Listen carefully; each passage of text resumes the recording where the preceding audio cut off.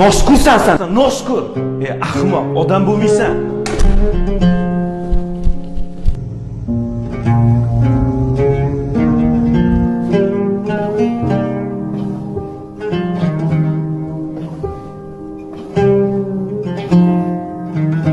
Nimaga unaqa odamsiz?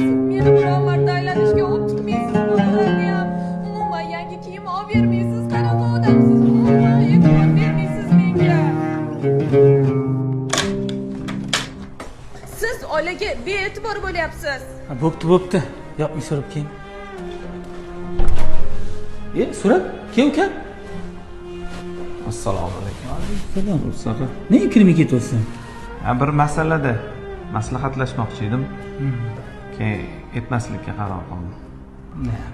Bo'p. Tushunarli. Maslahatlashamiz pastga. Hop, nima bo'ldi? Endi gapir Surat. Xullas aka keliningiz bilan pastda ham urishadi. Uyda tinchlik yo'q. Har doim kelsam shu noligan, chakay ochilgan, bir yaxshi gapirib ham tushuntirib ko'rdim, yomon gapirib ham tushuntirib ko'rdim. Shu nima qilsam ekan deb boshim qotib, siz oldingizga bir maslahat bilan keldim. Qarasam siz uyingizda ham xuddi shu muammo. Indamay qaytib keta qoldim.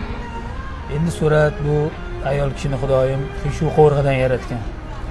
To'g'rilayman sen sindirib qo'yasan.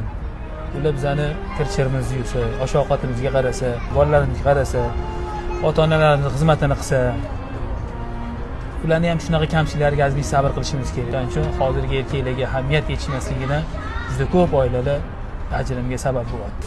Shuning uchun ham har doim ayol kishiga bas kelish kerak emas. Shu ozgincha mana shu misorobkasi ochilganda, hop deb qo'yirasan, lekin bari o'zing aytganingdan qolmaysan. Rahmat aka. Yaxshi ham oldingizga keldi.